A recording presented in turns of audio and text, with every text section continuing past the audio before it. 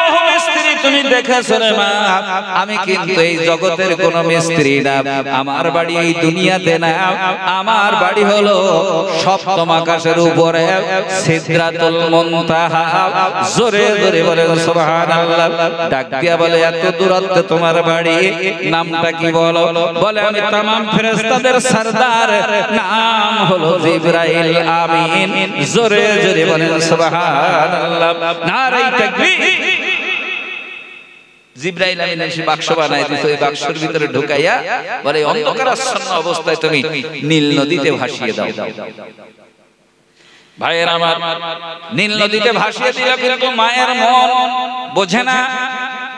এই জন্য ভাইয়ের আমার, মুসা নবীর একটা বোন ছিল বাবা, তাফসীরে জালালাইনে এসেছে বোনটার নাম ছিল কুলসুম। কি নাম ছিল? মুসা নবীর বোনের নাম কুলসুম। এই কুলসুমকে ডাক দিয়ে বলতেছে, খুকি তোর ভাইকে তো ছেড়ে দিচ্ছি নীল দরিয়ায়, হ্যাঁ ভাসতে ভাসতে কোন দিকে যায় তুই দূরের থেকে একটু ফলো করবি, লক্ষ্য রাখবি বাক্সটা কোন দিকে দিকে। ভাই ছেড়ে দিয়েছে, বাক্স ওজন চলতেছে ফেরাউনের বাড়ির দিকে। জোরে বলেন সুবহানাল্লাহ। বাক্স ওজন চলতেছে ফেরাউনের বাড়ির দিকে।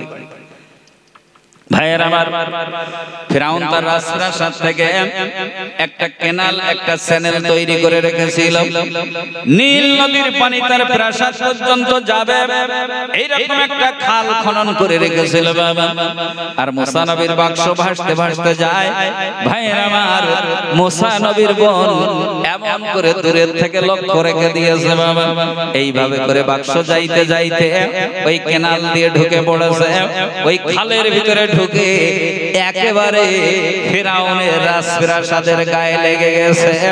জোরে জোরে বলেন সুবহানাল্লাহ। ভাইয়ের আমার, এত সুন্দর বাক্স দেখে যখন তুলে নিল, লোকজনে তুলে নিল বাবা। ভাইয়ের আমার, কেউ খুলতে পারলো না। এবার ফিরাউনের স্ত্রী আসিয়া এসেছে বাবা। যেই মাত্র বিসমিল্লাহ বলে বাক্সটায় হাত দিয়েছে, অটোমেটিক্যাল বাক্সের ঢাকনা খুলে গেছে। আরো জোরে বলা যাবে না? বিসমিল্লাহর বরকত আছে না নাই? কি বলে? এই জন্য সবসময় বিসমিল্লাহর আমল করবে। বিসমিল্লাহর যে কত বরকত ভাই, প্রতিটা সূরার শুরুতে বিসমিল্লাহ আছে না নাই? কিন্তু একটাতে নাই। সূরা তাওবা, তাওবাতে শুধু বিসমিল্লাহ নাই। ওই বিসমিল্লাহটা ওখানে কম থাকার কারণে আল্লাহ পাক রব্বুল আলামিন সূরা নাহলের ভিতরে বিসমিল্লাহ ঢুকাইয়া 114 বিসমিল্লাহ পুরাইয়া দিয়েছে। জোরে বলা যাবে না সুবহানাল্লাহ?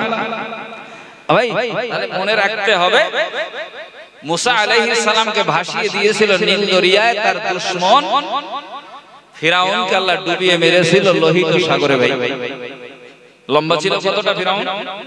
ভাইয়ের আমার, আমি শুনেছি ফিরাউন লম্বা ছিল, কেউ বলে 140 অথবা 70 গজ, কেউ বলে 120 হাত।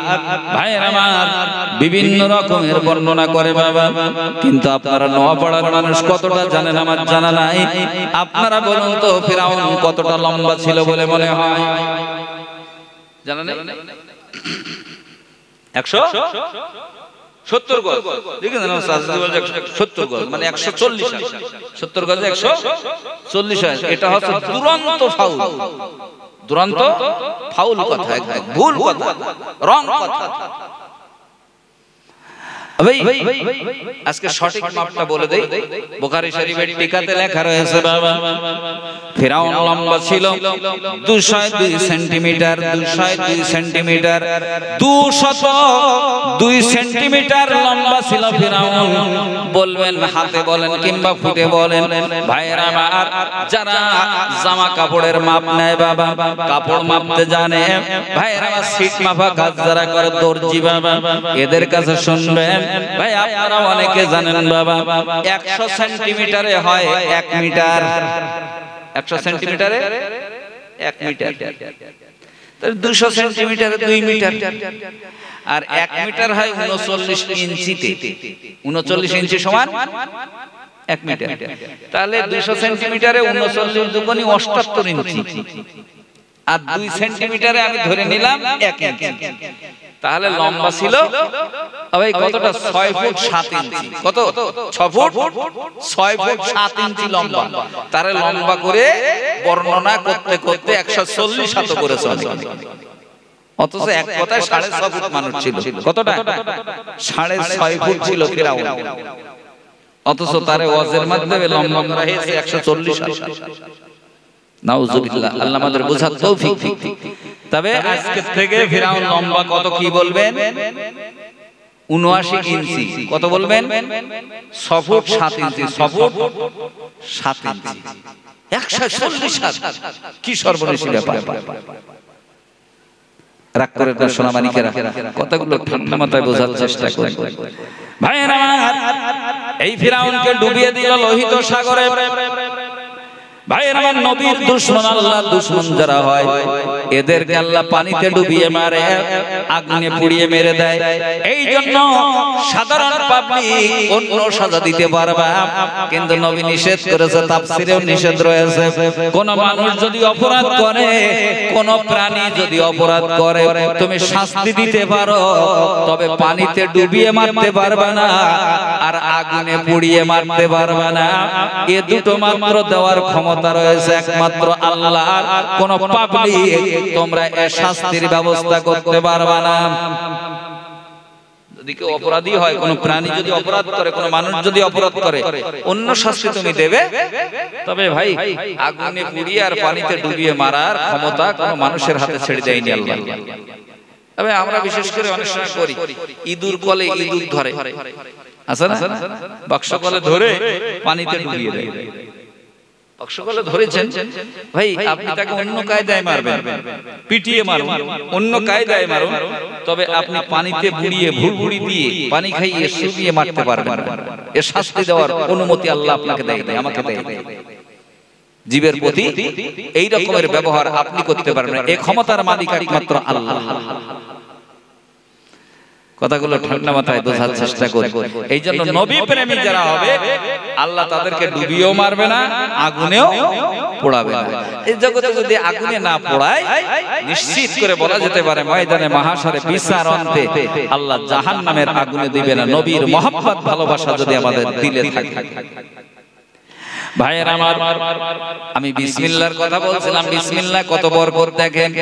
বিসমিল্লাহ যেই বলেছে, সঙ্গে সঙ্গে বাক্স ঢাকনা খুলে গেছে। ভাইয়ের আমার, দেখে চাঁদের মতন ফুটফুটে একটা ছেলে। ভাইয়ের আমার, দুনিয়ার জমিনে যত মানুষ আল্লাহ পয়দা করেছে, যত মানুষ সৃষ্টি করেছে, তার ভিতরে সব থেকে সুন্দর সুদর্শন করে আল্লাহ নবীদেরকে সৃষ্টি করেছে। জোরে বলেন সুবহানাল্লাহ। নবীরা হলো সব থেকে সুন্দর, নবীরা হলো সব থেকে সুন্দর। যত নবী সবাই ছিলেন সুন্দর। ভাই তো মুসা নবী তো সুন্দর, যত নবী সবাই সুন্দর। ইউসুফ নবী তো আরো সুন্দর। তাহলে আমার নবী, ভাইয়ের আমার, কিতাবের ভিতরে দেখছিলাম নবী জীবনী।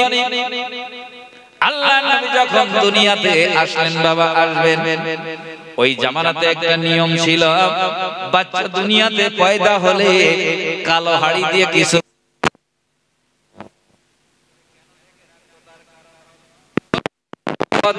কুনজর বলা হয়, কুনজর থেকে বাঁচানোর জন্য কিছু সময় কালো হাড়ি দিয়ে ঢেকে দিত বাবা। এটা জাহিলিয়াতের যুগের নিয়ম নীতি ছিল। ভাইয়েরা আমার, আমার নবী দুনিয়াতে আসলেন, এরা ব্যতিক্রম করেনি বাবা। ভাইয়েরা আমার, মানুষের নজর লাগা এটা কিন্তু বড় হক সত্য বাবা। হাদিস শরীফে এসেছে, আল্লাহর নবী বলেন, মানুষের চোখ হলো বিষাক্ত তীরের চাইতে খারাপ। যদি বলে এত লাউ এত বেগুন, পরের দিন দেখবেন লাউর পাশা শুকিয়ে গেছে, লাউর পাশা শুকনো ছোট হয়ে গেছে। আবার বেগুন দেখবেন গা সমান, তেলের মতন গা ভিতরে 10টা পোকা রয়েছে। এই জন্য পোকা এমন করে মানুষের নজর থেকে বাঁচানোর জন্য কালো হাড়িতে সুনের ফোঁটা দিয়ে লাগিয়ে রাখেন। অনেক জায়গায়, অনেক জায়গায় লাগিয়ে রাখে। এই নজরে বদ, মানে বদ নজর থেকে বাঁচানোর জন্য এগুলো করা বৈধ। কালো হাড়িতে সুনের ফোঁটা দিয়ে লাগিয়ে রাখে। এখন আপনারা বলুন, এই যদি বলে এত লাউ এত কুমড়ো, এর জন্য যদি লাউ কুমড়ো যদি পাশা শুকিয়ে যায়, ফসলের যদি ক্ষতি হয়, ভাই তার জন্য যদি কালো হাড়িতে সুনির ফুটা দিতে হয়, ভাই আর এটা সত্য, রাসূল বলেছেন বিষাক্ত তীরের চাইতে মানুষের অনেক মানুষের নজর খারাপ। ভাই তাহলে বদ নজর যদি লাগে লাউতে, কুমড়ো কদুতে, ভাই সেটা বাঁচানোর জন্য যদি কালো হাড়ি দেওয়া হয়। আচ্ছা আপনারা নপাড়ার মানুষ বলুন তো, ভাই লাউ একটা সাধারণ ফসল, লাউ একটা কি সাধারণ ফসল না? ভাই আমার বলার উদ্দেশ্য, এত লাউ বললে যদি লাউ খেতে যদি নজর লাগার কারণে লাউ নষ্ট হয়ে যায়, ফসল যদি নষ্ট হয়ে যায়, কমে যায়, ভাই আমার এগুলো সাধারণ ফসল, কিন্তু মানুষ নামের ফসল যে জায়গায় রয়েছে মায়ের পেটের ভিতরে, মানুষ নামের যে ফসলটা হয়, ভাই আমার ওখানেও তো নজর লাগতে পারে নাকি? লাউ তো যদি নজর লাগে, তাহলে মায়ের পেটে যে বাচ্চা আছে ওতে নজর লাগে না? আর সেখানে যদি কালো হাড়িতে সুনির ফোঁটা দিয়ে রাখতে হয়, তাহলে মায়ের পেটে বাচ্চা গেলে নজর থেকে বাঁচানোর জন্য কালো হাড়ি দিয়ে ঢাকা দরকার আছে না নেই? কালো হাড়ি মানে বোরকা, কালো হাড়ি মানে কি বোরকা। হ্যাঁ, যদি ফসলে নজর লাগে তোর পেটেও নজর লাগতে পারে। এই জন্য তো সন্তানাদি এখন কথা শোনে না, বিভিন্ন রকম হয়ে গেছে। কারণ মায়ের পেটে বাচ্চা আসলে যে কেউ বলে দিতে পারে হাড়োয়া এলাকার যে ওই মেয়েটার ওই অমুকের স্ত্রীর পেটের সাইজটা এইরকম। না ভুল বললাম? রাগ করবেন না সোনামানিকেরা।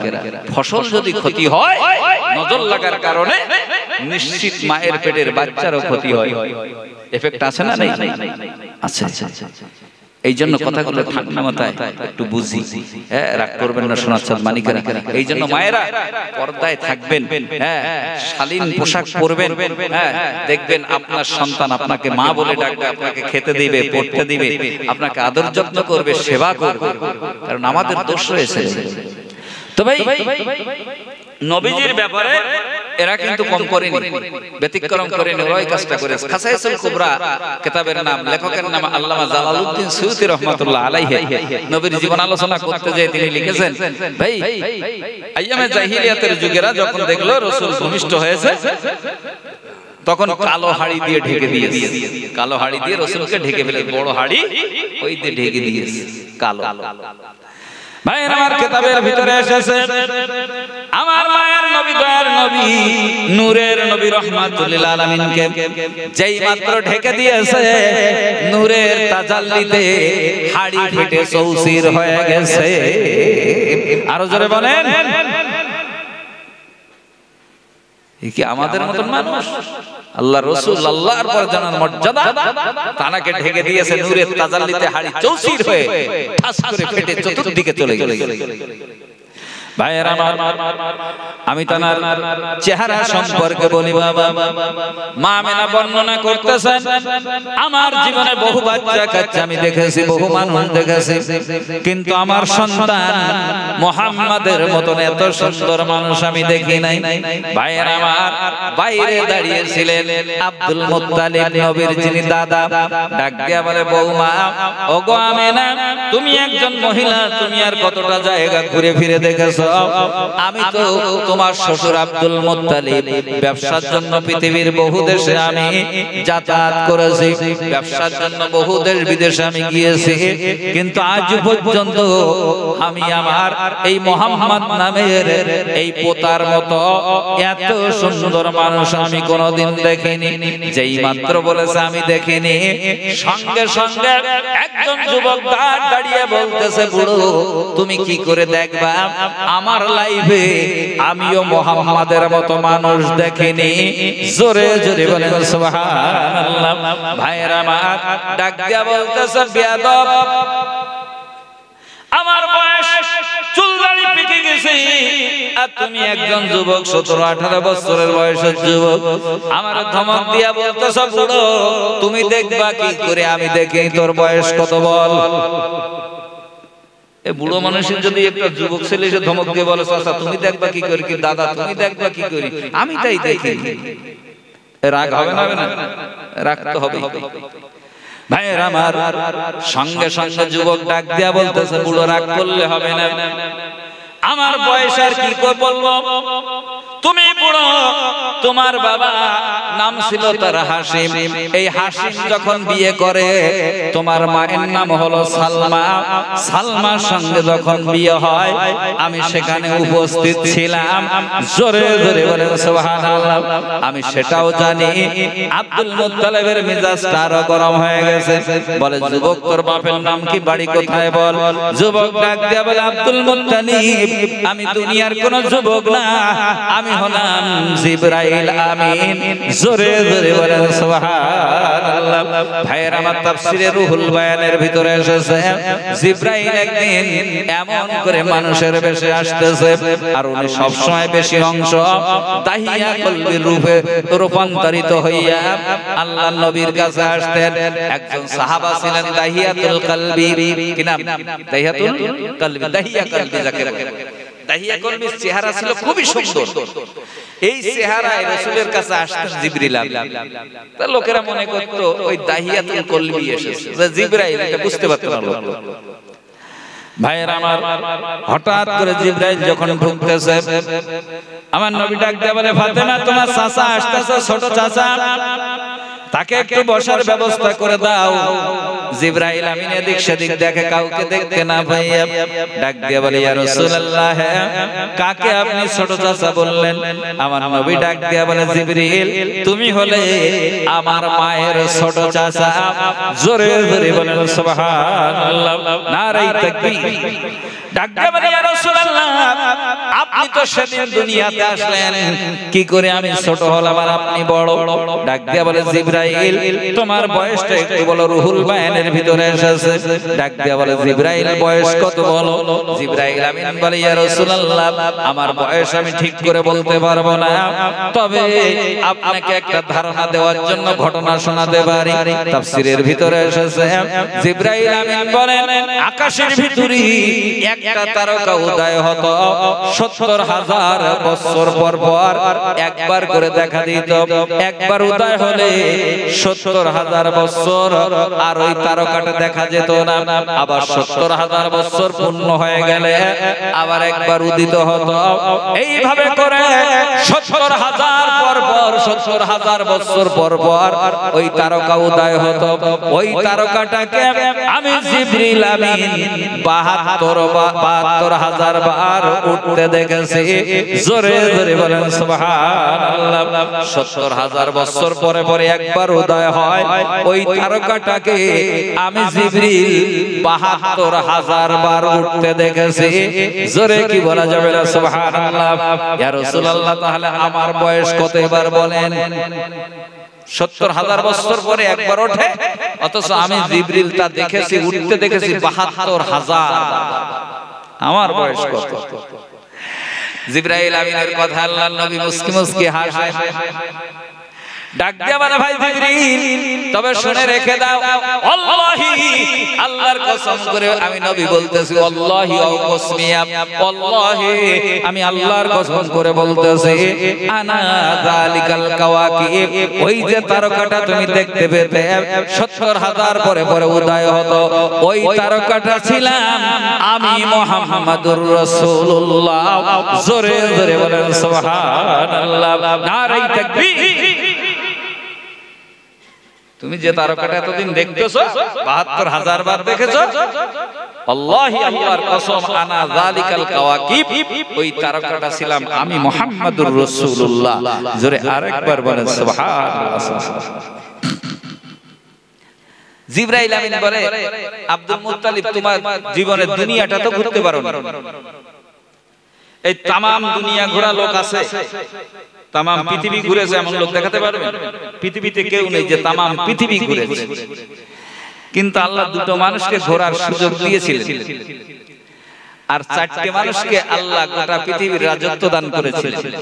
তার ভিতর থেকে ২ জনকে আল্লাহ ঘোরার সুযোগ দিয়েছিলেন, ঘোরার সুযোগ দিয়েছিলেন। যদি বলেন পৃথিবীর রাজত্ব দিল ৪ জন, অথচ ঘুরলো তামাম পৃথিবী ২ জন, এটা কি করে সম্ভব? আল্লাহ নরেন্দ্র মোদী মহাশয়কে রাজত্ব দিয়েছে না দেয়নি? নপাড়ায় এসেছে কোনদিন? কি বলে এটা বাদ গেল, বুঝলেন? ঠিক অথচ নরেন্দ্র মোদী মহাশয় এই জায়গার উপরে তার সাহিত্য শাসন আছে না নাই? তার শাসন ক্ষমতা এখানে আছে না নাই? আছে, কিন্তু কোনোদিন আসি নাই নওপাড়ার, আসবে কিনা সন্দেহ আছে ভাই। এখানে তো আসবে না। ঠিক গোটা পৃথিবীর মালিকানা আল্লাহ দিয়েছিল চারজনকে, দুইজন কাফের আর দুইজন মুসলমান, দুইজন কাফের আর দুইজন মুমিন। এই চারজনকে দিয়েছিল। কাফেরদের ভিতরে বখতে নাসার আর একজনের নাম ছিল নমরুদ, আর মুসলমানদের ভিতরে জুলকারনাইন আর একজনের নাম ছিল নবী সুলাইমান। সুবহানাল্লাহ। বলেন হুজুর চারজন মুসলমান হয়নি কেন? চারজন মুসলমান হয়নি কেন? চারজনকে তো আল্লাহর জমিন, আল্লাহ চারজনকে গোটা বিশ্বের বাদশা বানাবে, তারা ঈমানদার হবে। দুইজন মুমিন আর দুইজন অমুমিন অর্থাৎ কাফের, এদেরকে দিল কেন? আল্লাহ এখানে এই দুটো কাজ করে দুইজন অমুসলিমকে রাজত্ব দিয়েছে আর দুইজন মুসলিমকে দিয়ে আল্লাহ বুঝিয়েছে সাম্প্রদায়িক সম্প্রীতি, এগুলো বজায় রাখার কথা বলেছে। আমি ইচ্ছা করলে সব মুসলমানদেরকে রাজত্ব দিতে পারতাম, কিন্তু দুইজন কাফেরকে দিয়ে আমি বুঝিয়ে দিলাম যে আমি অবিচার করিনি, আমি উভয়কেই মালিকানা দিয়েছি। জোরে বলা যাবে না সুবহানাল্লাহ? সাম্প্রদায়িক সম্প্রীতি বজায় হয়ে গেছে। তা না হলে ওরা বলতো যে আল্লাহ তো সব দিয়েছে মুসলমানদের, আমাদের তো দেয়নি, এই জন্য একদম হাফ হাফ করে দিয়েছে। ভাইয়েরা আমার, গোটা পৃথিবী ভ্রমণ করেছে দুইজন, জিবরাইল আমিন বলে আব্দুল মুত্তালিব, তুমি তো কয়েকটা দেশ দেখেছো, আর আমি জিবরিল গোটা পৃথিবী কোটি কোটি বার ভ্রমণ করেছি। ভাইয়েরা আমার, জিবরাইল আমিন বলেন গোটা বিশ্বটা ভ্রমণ করতে আমার 1 সেকেন্ড করে সময় লাগে। জোরে জোরে বলেন সুবহানাল্লাহ। গোটা বিশ্ব ভ্রমণ করতে জিবরাইলের সময় লাগে 1 সেকেন্ড। একটুখানি বলবে বুঝিয়ে আসবে। ভাই জিবরাইলের বাড়ির দূরত্ব হলো 7000 বছরের রাস্তা। জিবরাইলের বাড়ির দূরত্ব কত? জিবরাইল যেখানে থাকে সিদরাতুল মুনতাহা, ওখানকার দূরত্ব জমিন থেকে 7000 বছরের রাস্তা। চিন্তা করতে পেরেছেন? ভাই একটা কুল গাছের তলায় থাকেন, যেই কুল গাছটাকে আরবিতে সিদরাতুল মুনতাহা অর্থাৎ সীমানায় কুল গাছ, জিবরাইল ওখানে অবস্থান করেন, এই জন্য জায়গাটাকে সিদরাতুল মুনতাহা বলা হয়, জিবরাইলের থাকার অবস্থানের স্থান। তবে সেটা কুল গাছ, সপ্তম আকাশের উপর একটাই গাছ, সেটা হলো কুল গাছ। ভাইয়ের আমার, নবীজি চোখে দেখেছেন ওই গাছটাকে, দুনিয়ার কোন মানুষ দেখতে পায়নি, আল্লাহর নবী গাছটা দেখেছেন। দুনিয়ার জমিনে এসে কুল গাছের বর্ণনা যখন করেন, সাহাবারা বলেন ইয়া রাসূলুল্লাহ, ওই গাছের ভিতরে কুল আছে নাকি? আল্লাহর নবী বলেন অসংখ্য পরিমাণ কুল রয়েছে। বলে কুলগুলো কত বড়? আল্লাহর নবী বলেন শোনো, ওই কুলের কোন একটা কুল দুনিয়ার বাটখারায় ওজন দিলে কমপক্ষে একটা কুলের ওজন হবে 12 মণ। জোরে জোরে বলেন সুবহানাল্লাহ, নারায়ে তাকবীর। একটা কুলের ওজন কমপক্ষে কত? 12 মণ। জিবরাইল আমিন 7000 বছর রাস্তা দূরত্বে থাকে। ভাইয়ের আমার, জিবরাইল আমিন কাল্লা বানাইয়া 600 নূরের ডানা বসায়া দিয়েছে, 600 ডানা। ভাইয়ের আমার, হেলিকপ্টারে এমন করে বিমানের যেমন ডানা থাকে, এই রকম 600 ডানা আল্লাহ দিয়েছে। কিতাবের ভিতরে এসেছে বাবা, দুটো ডানা যদি একবার এইরকম করে টান মারে, জিবরাইল আমিন 500 বছরের রাস্তা যেতে পারে। দুটো ডানা টান মারলে 500 বছরের রাস্তা যেতে পারে। ওই জিবরাইল বাবা 7000 বছরের রাস্তা পার হতে 14টা ডানা একবার মারলে, ভাইয়ের আমার, 514 7000 বছরের রাস্তা। ডানা যদি একসাথে 14টা মারে, 7000 বছরের রাস্তা চলে যাবে। তাহলে এটা ডানা মারতে কত টাইম লাগে? 1 সেকেন্ড। তো 14টা ডানা, 600 ডানার থেকে 14টা মারলে 7000 বছরের রাস্তা অতিক্রম করে 1 সেকেন্ড। আচ্ছা এইবার বলুন তো, 600 একসাথে মারলে কি স্পিড হয় বলেন? ও সেকেন্ড সেকেন্ড তো লাগে। তাহলে কত গতি! সেই জিবরাইল বলছেন আমি পৃথিবী বহুবার ঘুরে ঘুরে দেখেছি, কিন্তু আমি মুহাম্মাদের মতন এত সুন্দর কোন মানুষ আজও দেখিনি। জোরে বলেন সুবহানাল্লাহ সুবহানাল্লাহ। ভাইরা আমার, জিবরাইল বলেছে আমি দেখি নাই। আল্লাহ ধমক দিয়া বলতেছে জিবরিল, আমিনা বলে আমি দেখি নাই। আব্দুল মুত্তালিব বলে আমিও দেখি নাই। তুমিও বলো আমি দেখি নাই। আমি আল্লাহ বলতেছে এবার শুনে রাখো তাই, জিবরিল দেখবা কেমন করে আমি আল্লাহ বন্ধুর মতন করিয়া রে আজও কাউকে সৃষ্টি করি নাই। আরো জোরে বলেন, এত সুন্দর করে আমি কাউকে বানাই নাই। ভাইয়ের আমার, মদিনার একজন ইহুদি মহিলা মা আয়েশা সিদ্দিকার কাছে আসলেন, ডাক দিয়ে বলল, গো আয়েশা, আমাদের নবী হযরত ইউসুফ সুন্দর ছিল না তোমাদের নবী মুহাম্মদ দেখতে ভালো ছিল? কার চেহারাটা কত ভালো ছিল একটু জানতে চাই। ইহুদি মহিলার দাবি ইউসুফ নবী হলো সবথেকে সুন্দর সুদর্শন, তাই এসে বলতেছে, ও গো মা আয়েশা, আমাদের নবী ইউসুফ দেখতে ভালো না তোমাদের নবী মুহাম্মদকে দেখতে ভালো?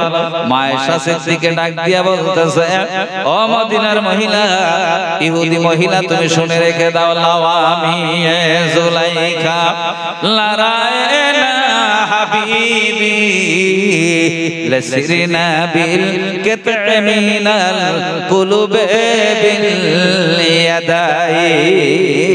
ও মদিনার বান্ধবী ইহুদি মহিলা, শুনে রেখে দাও, যেই মজলিসের ভিতরে ইউসুফ নবীর রূপ দেখিয়া মহিলারা তারা তাদের হাত কেটে ফেলেছিল, ওই মজলিসে ইউসুফ না দেখাইয়া আমার দয়ার নবীর যদি দেখানো হতো, হাত কাটা তো দূরের কথা, তারা তাদের কলিজাতে ছুরি মেরে দিত। জোরে বলবেন না সুবহানাল্লাহ। কি চেহারা! মা আয়েশা সিদ্দিকা বলেন, আমি সুই সুতো নিয়ে কাজ করতেছিলাম মাগরিবের একটু আগে, হঠাৎ করে আমার হাত থেকে সুচটা পড়ে গেল। অন্ধকারময় অবস্থা, ঘরের ভিতরে আমি সুচটা আর পেলাম না।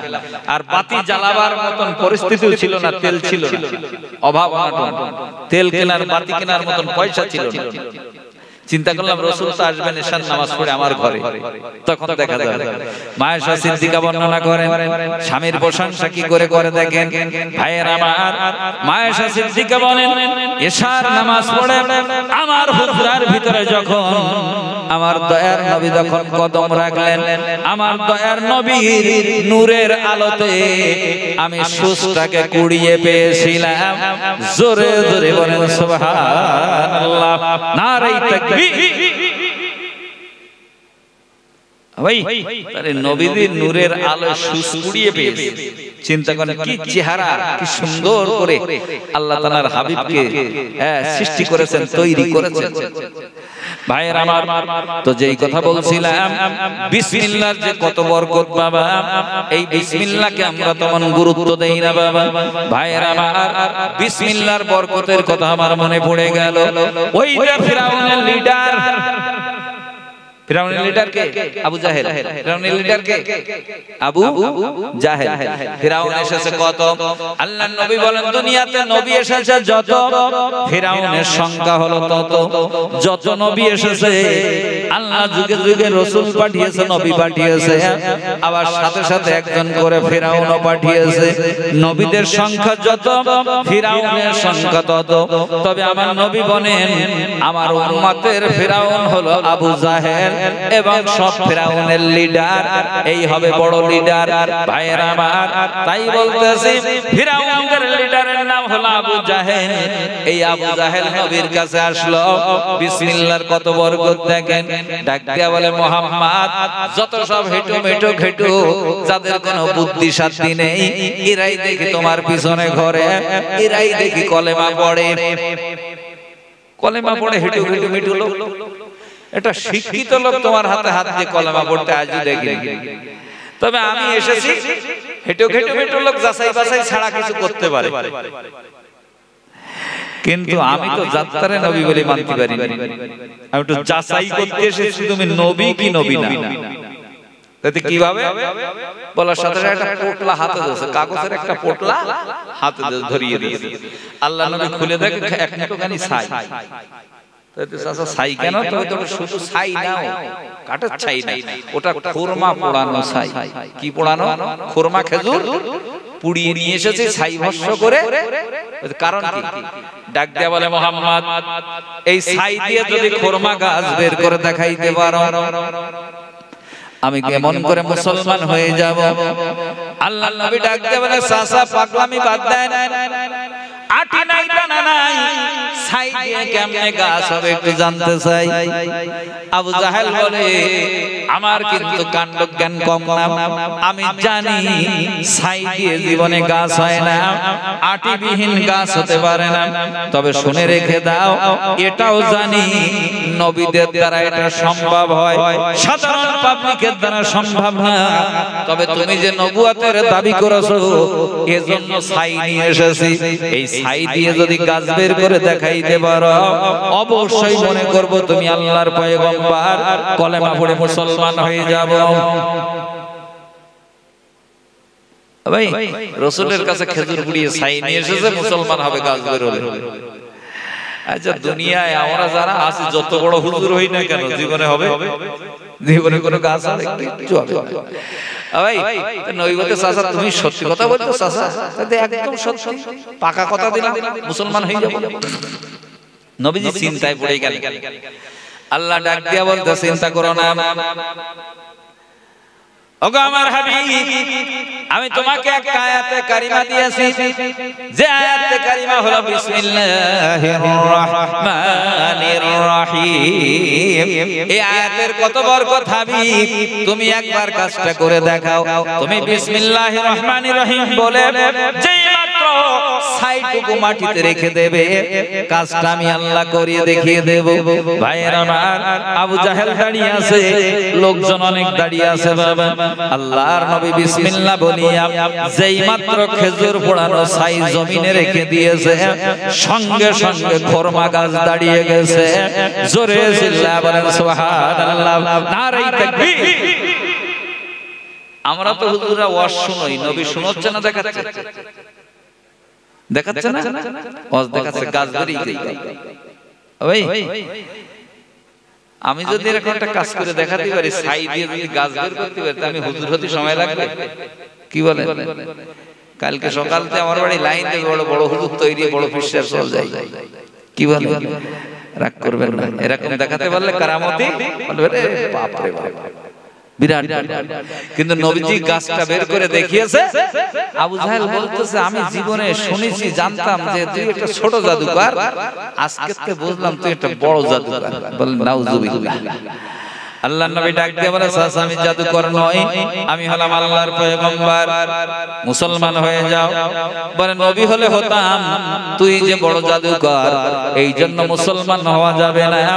ভাইয়ের আমার, আল্লাহ যারে হেদায়েত দিবে না, কঠিন কালেও সে হেদায়েত পাবে না। বাবা আমি আপনাদের কাছে বলি, এবার চলে গেল বাবা, বাড়িতে যাইয়া আবার কিন্তু এক খেজুর নিয়ে এসেছে। বাবা এই খেজুর আনিয়া আল্লাহর নবীর হাতে দিয়া বলে, মুহাম্মদ আমার মন বলে রে, খেজুরগুলো আগে পোড়ানোর সময় হয়তো তার দানা কিছু অবশিষ্ট ছিল, আটি দানা কিছু হয়তো আগুন লাগি নাই, এই জন্য গাছ বের করে দেখাইতে পেরেছো।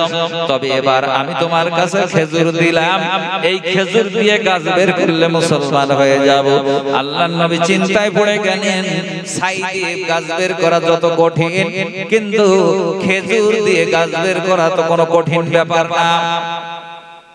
তাহলে সহজ আগে যেটা করি তোর থেকে কঠিন কিছু করতে হতো, কিন্তু আগে দেশে পোড়ানো ছাই, খেজুর পোড়ানো ছাই, এবার খেজুর নিয়ে এসে ডাইরেক্ট ব্যাপার। জিবরাইল আমিন বলে, ইয়া রাসূলুল্লাহ, আবু জাহেল নামের এই যে চিটার, এই চিটিং বাজরে আপনি চিনতে পারেন নাই। বলে কেন?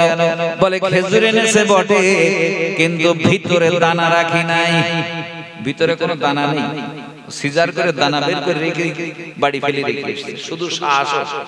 রাসূল খুলে দেখে ওর ভিতরে শ্বাস, ওর ভিতরে দানা টানা কিচ্ছু না, শুধু শ্বাসটুকু রয়েছে, উপরে শ্বাস। তাতে চাচা সব জায়গায় দাগাবাজি চলে, মুহাম্মাদের কাছে চলে না। তুমি খেজুর দিয়েছো, ভিতরে দানা রাখোনি। হ্যাঁ বলে, কোথায় কিভাবে জানলে তুই? তো আমি জানিছি, জিবরাইল আমাকে জানিয়েছে। তাই বলে, জিবরাইল আবার কেডার এসে? জিবরাইল আবার শেখে না, যে আল্লাহর ফেরেশতা তাও জানে, এত বড় জাহেল।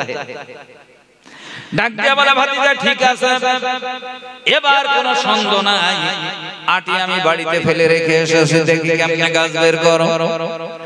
আল্লাহর হাবিব বরকতের নবী মায়ার নবী যখন বিসমিল্লাহ বলিয়া আটিবিহীন এই খেজুরের শাল যেই জমিনে পুঁতে দিয়েছে, সঙ্গে সঙ্গে খোরমা গাছ হইয়া কাদি খাদি খোরমা নিয়া আবু জাহেলের সামনে দাঁড়িয়ে গেছে। জোরে জোরে বলেন সুবহানাল্লাহ। আবু জাহেল লাফ মেরে পিছনে চলে গেল, ডাক দিয়া বলে চাচা মুসলমান হও। বলে তুই যে বড় জাদুকর। আল্লাহ ডাক দিয়া বলে জিন্দেগিতে মুসলমান হবে না, কারণ ও হলো জাতে বেজুতির মাল, হলো জাতে বেজুত। এই জন্য ওরে তুমি যাই করো না কেন, ওর শোনাও কেন, ওর দেখাইলো মুসলমান হবে না, ঈমান আনবে না, কারণ সে হলো জাতে বেজুত। আমার নবী বলতে চাচা তুমি কোনো কিছুতেই মুসলমান হবে না, কারণ তুমি তো একটা জাতে বেজুত। জাতে বেজুত বুঝেন? আমি একটা তরকারি আছে না, কচু, কচু তরকারি আছে না, খান না বাবা? এই কচু হচ্ছে বহুরূপী তরকারি, বহুরূপী, ও বিভিন্ন রূপ ধারণ করে। একই কচু এক বাড়িতে রান্না করবে, মা রান্না করলো, খাওয়ার সময় দেখবেন কেউ বলতেছে চুল করছে, কেউ বলতে না ঠিক আছে, এরকম বলে না, বলে না, রূপ পাল্টাচ্ছে। আবার কেউ বলে না সেরকম চুল করছে না, একটু পিট পিট পিট পিট করতেছে, এরকম করেন, বলে না, বলে না। তাহলে একই কচু রূপ দেখাচ্ছে অনেক, কারো চুল কই, কারো চুল কই না, কারো একটু পিট পিট করে, বিভিন্ন রকম। ভাই রাগ করবেন না সোনা মানিকেরা, এই বেজুতির কচু, এই কচু আবার বেজুত হয়। দেখবেন সুজুতির যদি হয় অল্প কাটে সিজে গলে যায়, সেদ্ধ হয়ে যায়, গলে যায় ওমের মতো। আর যদি একটু বেজুত হয়ে যায়, বা নপাড়ার যত কাট আছে সব দিয়ে যদি আপনি জাল দেন, ও জিন্দেগিতে নরম হবে বলে মনে হয়? বেজুত যদি হয় কচু, ও জীবনে সিদ্ধ হয়, যত কাট পোড়াবেন তত ক্ষতি, ও জীবনে নরম হবে না। আমার বলার উদ্দেশ্য আছে, যাতে যদি কেউ বেজুতির মাল হয়, তারে সারাদিন রাত কোরআন হাদিসের ভাষায় যদি সিদ্ধ করেন, কোরআন হাদিস দিয়ে যদি বোঝান, ও সকালে নামাজ পড়বে না ভাই। সকালে সেই চার দোকানে যেয়ে বলবে 17, 80, 18, 80, 19, 80, 22, কি বলে? রাগ করবেন না। সকাল বেলায় এত নির্লজ্জ, আল্লাহ রাসূল বলেছেন যার যত লজ্জা বেশি তার তত ঈমানের তেজ বেশি। জোরে বলেন সুবহানাল্লাহ। মা লাম তাস্তাই ফাসনা বিমা শিতা। আল্লাহ রাসূল বলেছেন যাদের লজ্জা নেই তারা যা কিছু করতে পারে, যাদের লজ্জা নেই তারা যা কিছু করতে পারে। আবার রাসূল অন্য হাদিসে বলেছেন ইন্নাল ঈমানা ওয়াল হায়া করানাউ জামিয়া। আল্লাহর নবী বলেন ঈমান আর লজ্জা, ঈমান আর লজ্জা এমন ভাবে বন্ধুত্ব, একটার একটার সঙ্গে এমন বন্ধুত্ব, ঈমানের সঙ্গে লজ্জার এমন বন্ধুত্ব রয়েছে বাবা, এমন সম্পর্ক, ইজার রুফিয়াতুহুমা, এর ভিতর থেকে কোন একটা যদি চলে যায়, রুফিয়াল আখার, দ্বিতীয়টা থাকবে না, ওটাও চলে যাবে। লজ্জা থাকলে ঈমান থাকবে, ঈমান থাকলে তার লজ্জা থাকবে, ঈমান না থাকলে লজ্জা থাকবে না, লজ্জা না থাকলে তার ভিতরে ঈমানও থাকবে না। দুটোর সঙ্গে এমন সম্পর্ক, একটা গেলে আরেকটা অটোমেটিক চলে যায়। এই জন্য পৃথিবীতে লজ্জা নামের যে জিনিসটা, এটা বর্তমান কম বেশি অবস্থান করতেছে মুসলিম জাতির ভিতরে। জোরে বলে সুবহানাল্লাহ। কম হোক আর বেশি হোক, লজ্জাটা আছে ইমানদার অর্থাৎ এই মুসলিমের ভিতরে, তাছাড়া পৃথিবীর কোন জাতের ভিতরে লজ্জা নাই। আচ্ছা, কুকুরের লজ্জা আছে ভাই? লজ্জা নেই বলে তারা হাটে ঘাটে মাঠে বাজারে মিলন ঘটায়। আমেরিকার লোকের লজ্জা আছে, থাইল্যান্ডের লোকের, ওরাও রাস্তাঘাটে হাটে ঘাটে মাঠে বাজারে। হ্যাঁ, কিন্তু আমাদের ভিতরে এখনো লজ্জা আছে কিছুটা, কি বলেন?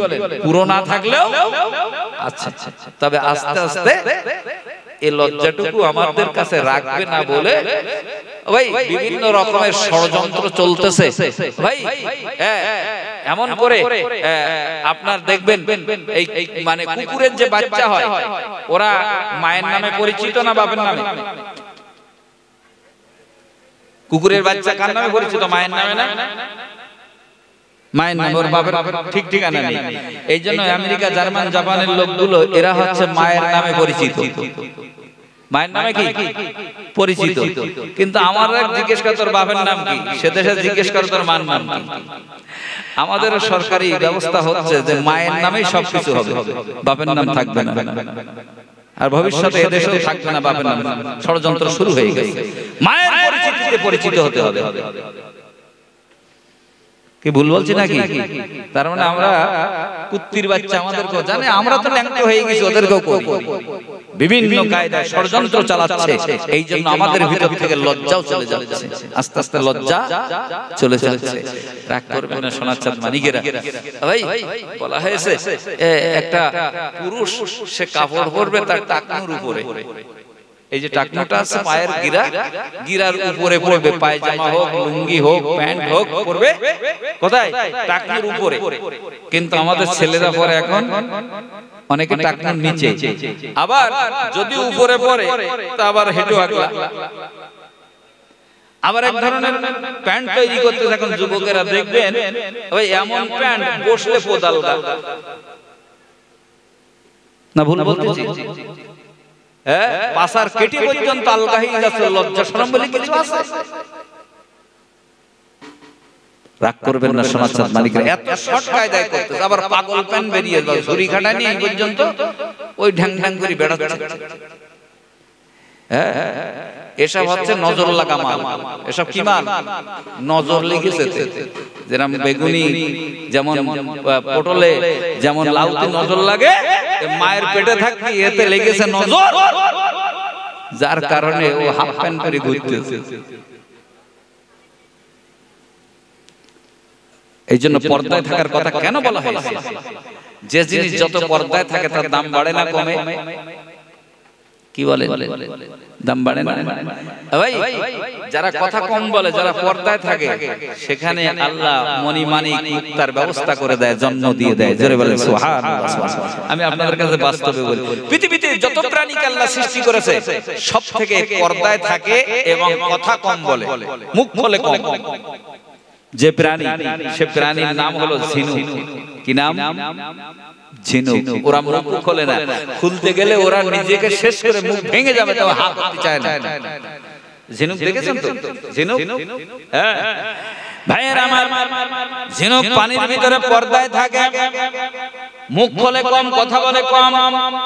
এই জন্য আল্লাহ পাক রব্বুল আলামিন ঝিনুকের ভিতরে মুক্তার জন্ম দিয়েছে। জোরে জোরে বলেন সুবহানাল্লাহ। আল্লাহ ডাক দিয়ে বলে, বান্দারা, বান্দা বান্দি তোমরাও যদি পর্দায় থাকো, এমন করে ছেলেদেরও কিন্তু পর্দা রয়েছে বাবা। ভাইয়ের আমার, ছেলেদের পর্দা হলো ভাইয়ের আমার সতর ঢেকে রাখা। তারপরে সামনাসামনি কোনো মহিলা পড়লে নিজেদের চোখ দুটোকে, লাইট দুটোকে নিম্নগামী করা, নিম্নগামী করা। তারা পর্দায় থাকবে, তুমিও নিচের দিকে চোখ দিয়ে চলবে। লাইট দুটো দেখবেন, গাড়িতে লাইট থাকে, একটা আপার একটা ডিপার। কি বলে? এখন আপার দিয়ে যদি সবসময় চলে, অ্যাক্সিডেন্ট হওয়ার ভয় আছে না নেই? মাঝে মধ্যে সামনে গাড়ি আসলে ডিপার করতে হয়, হ্যাঁ, যাতে রাস্তাটা ভালো দেখা যায়।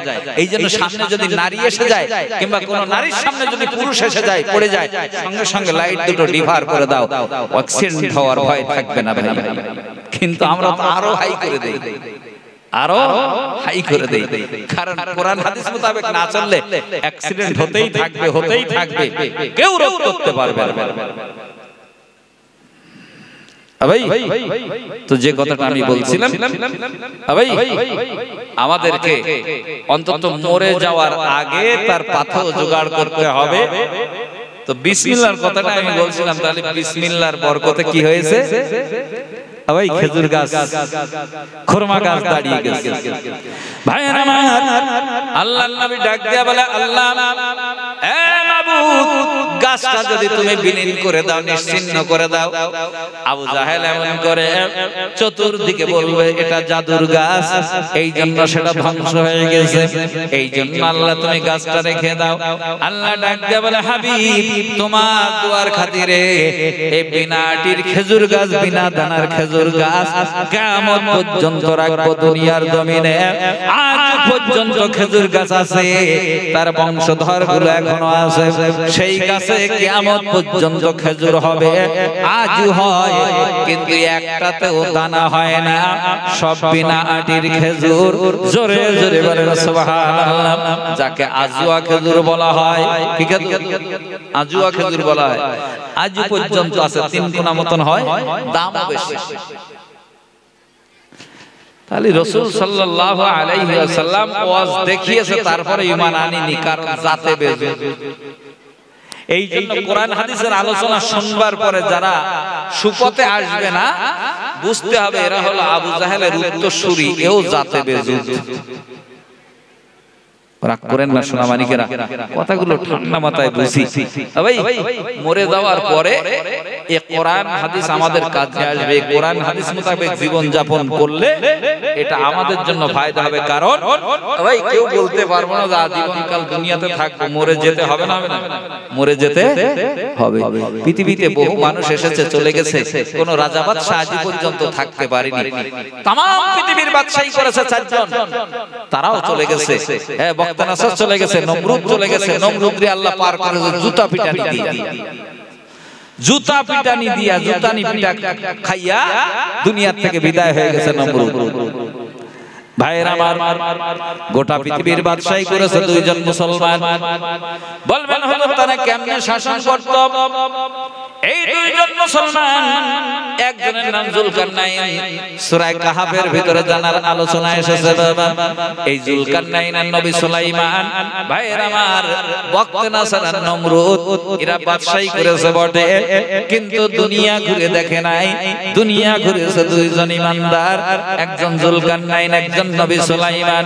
বলবেন সে জামানায় বিমান ছিল না, এরোপ্লেন ছিল না, হেলিকপ্টার ছিল না, এমন করে গাড়ি ঘোড়া ছিল না। কিভাবে তারা শাসন করতেন বাবা? কিতাবের ভিতরে, তাফসীরের ভিতরে দেখছিলাম বাবা, আল্লাহ পাক রব্বুল আলামিন হযরতে নবী সুলাইমানকে আল্লাহ পাক রব্বুল আলামিন একটা হাওয়াই জাহাজ, একটা হাওয়াই তক্তা বিমান দান করেছিলেন। তেল পেট্রোল কেরোসিন কিছুই লাগতো না। হুকুম করলে সকালে 1 মাসের রাস্তা যেত, বিকালে আবার 1 মাসের রাস্তা ফিরে আসতো।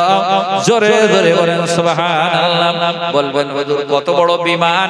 ভাইরা আমার, আমাদের যে বিমান রয়েছে নেতাজি এয়ারপোর্টে, ভাইরা আমার, সুভাষচন্দ্র এয়ারপোর্টে যে বিমানগুলো নামে, ভাইরা আমার, খুব বেশি হলে 5-700 লোক নিয়ে যাইতে পারে। 5-700 লোক বহন করতে পারে। কিন্তু আল্লাহ নবী সুলাইমানকে যে বিমান দিয়েছিলেন, ওই বিমানে শুধু ভিআইপি সিট ছিল 40,000। সুবহানাল্লাহ বলবেন না? কত? একটা বিমানের ভিতরে সিট সংখ্যা 40,000 ভিআইপি। আর এমনি নিজেই অশ্বনা মতন বসতে তো অনেক। কত বড় বিমান! তেল পেট্রোল কেরোসিন ছাড়াই চলতো। সকালে 1 মাসের রাস্তা যেত, বিকালে আবার 1 মাসের রাস্তা ফিরে আসতো। ভাইরা আমার, বিমান যারা চড়েছেন দেখবেন বিমানে ফাইবারের সিট তৈরি করা যাতে ওজন হালকা হয়, ওজন যাতে কম হয়, ফাইবারের চেয়ার।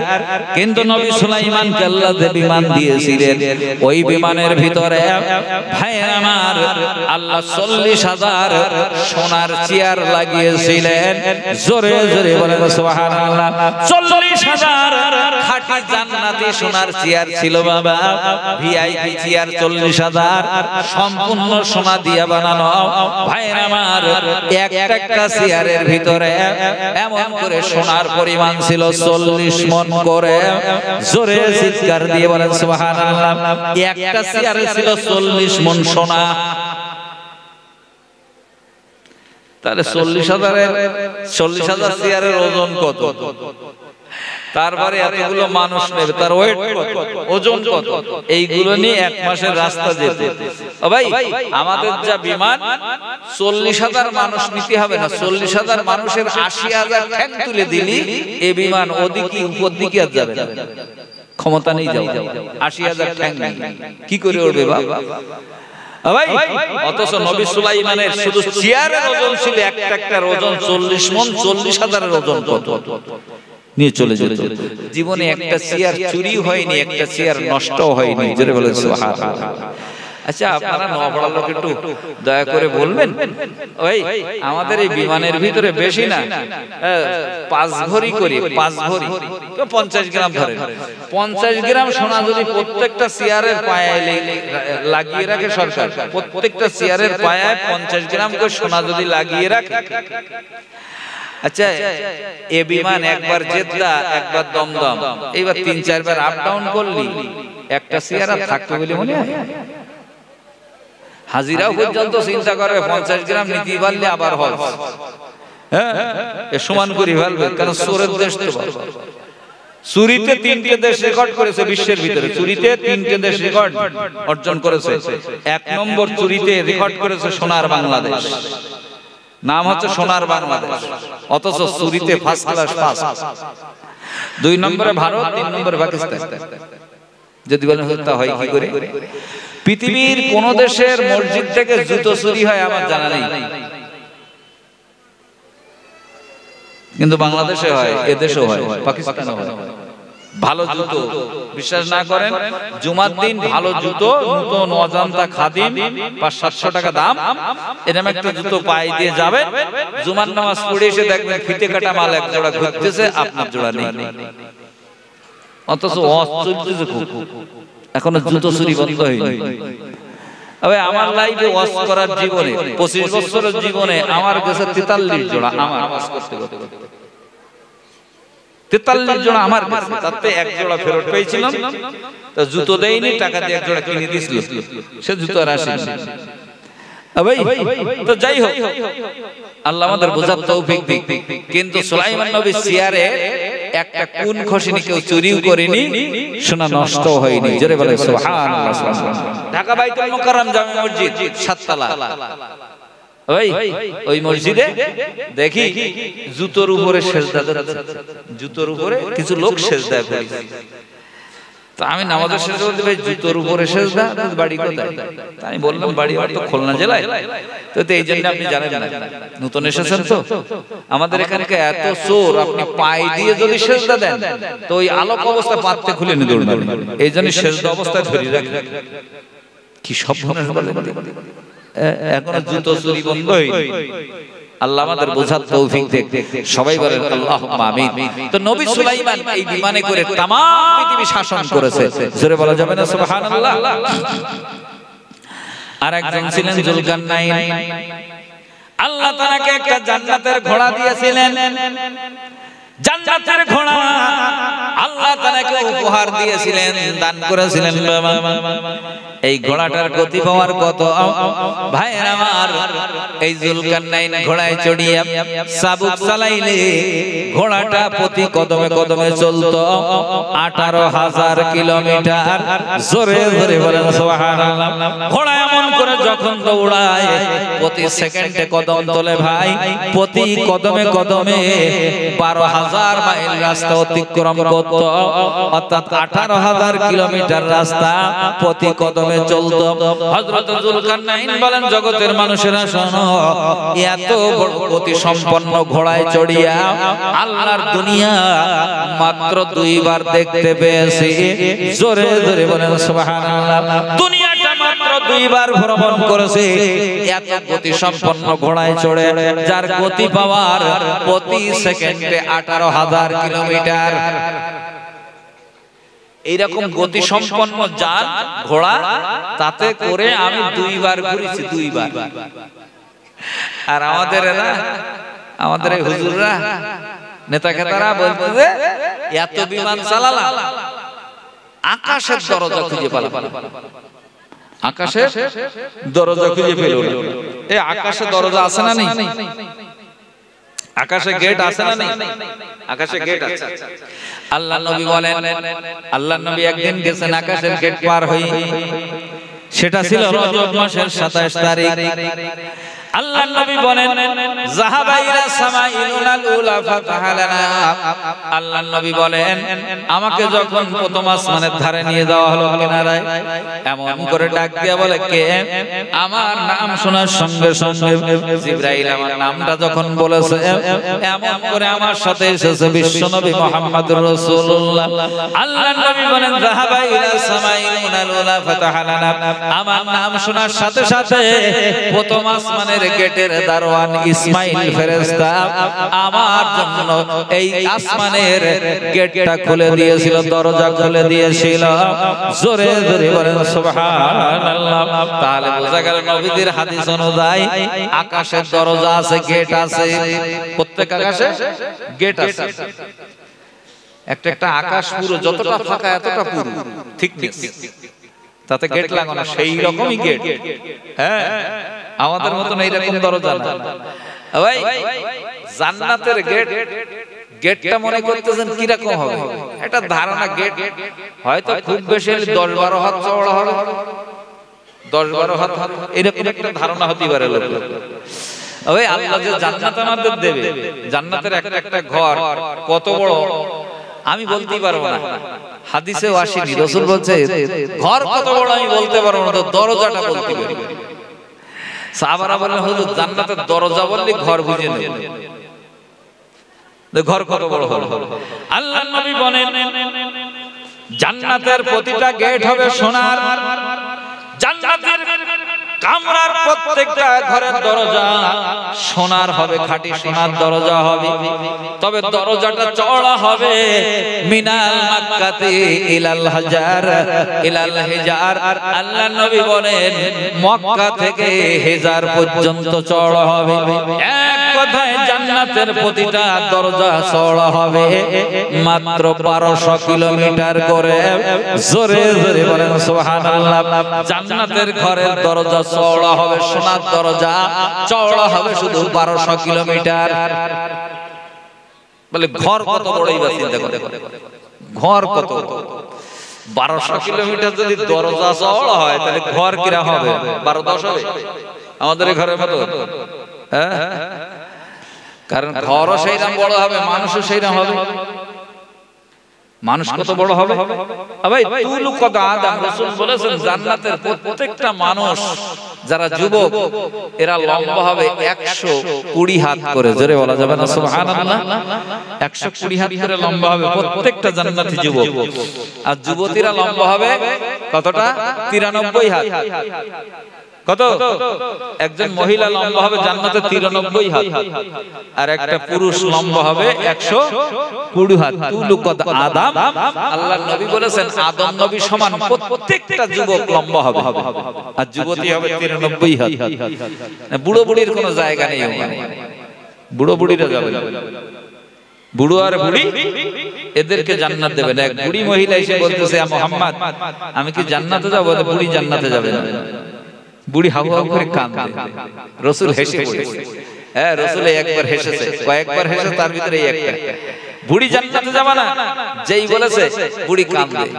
আমার রাসূল হাসতেছে, মুস্কি মুস্কি হাসে, হি করে হাসতেন না, মুস্কি হাসে, তাবাসসুম, মুস্কি হাসে। কারণ রাসূল হাসলে অন্ধকার রাতে রাস্তা আলোয় আলোকিত হয়ে যেত। জোরে বলেন সুবহানাল্লাহ। হাসান আর হুসাইন একদিন বলতে নানু অন্ধকার রাত, নানু মার কাছে যাব। তো যা মার কাছে যাবি, যা। তো যাব, তো আলো নেই বাতি নেই, যাব কি করে? অন্ধকার আপনি একটু এগিয়ে দিয়ে আসেন, অন্ধকার রাস্তা। হ্যাঁ, নাই তো একটা লাইট দেন, আলোর ব্যবস্থা করেন। কোথায় বাবা আলো? তো যাব কি করে? আল্লাহ নবী বলে ঠিক আছে, রেডি হও, আমি লাইট দিতেছি, তোমরা চলে যাও। আল্লাহ নবী মুস্কি হাসি দিলেন। আল্লাহ নবীর হাসিতে ভাইয়েরা আমার তামাম রাস্তায় আলোকিত হয়ে গেছে, আলোয় আলোকিত হয়ে গেছে। হাসান হুসাইন বলেন আমার নানুজির দাঁতের আলোয় এমন করে ঝলকানিতে আমরা রাস্তা দেখে মায়ের কাছে পৌঁছেছিলাম। জোরে জোরে বলেন সুবহানাল্লাহ, নারে তাকবীর। ভাই তো যে কথা বলছিলাম, আল্লাহর রাসূল ওখানে গেছেন, দরজা খুলে গেছে। তাহলে বোঝা গেল আসমানের দরজা আছে। আর এরা বলতেছে এত ঘুরতেছি, আসমানের দরজা তো পেলাম না। এখন আপনারা বলেন রাসূল বলেছেন দরজা আছে, এরা বলছে পালাম না, কোনটা সত্য হবে? রাসূল যেটা বলেছে এটা ঠিক না? কিয়ামত পর্যন্ত চেষ্টা করলো আসমানের দরজা দুনিয়ার মানুষেরা খুঁজে পাবে না, সে পর্যন্ত যাওয়ার সুযোগ নেই। ওই যে বোরাকটায় করে রাসূল গেছিলেন, যে যানবাহনে চড়ে রাসূল গেছিলেন, ওই বিদ্যুৎ চমকায় সেকেন্ডে 1,86,000 কত 1,86,000 মাইল নাকি 1,86,000 মাইল প্রত্যেক সেকেন্ডে এই বিদ্যুতের গতি, আলোর গতি। ভাই এর থেকে গতি সম্পন্ন হলো বোরাক। এই বোরাকে করে গেছে, তড়িৎ গতিতে চলে গেছে প্রথম আসমানে, তার দরজা আছে। এরা পায় না কেন? এরা পায় না কারণ এইরকম গতি সম্পন্ন কোন যানবাহন আজও তৈরি করতে পারেনি, কিয়ামতের আগের দিনও পারবে না। কিন্তু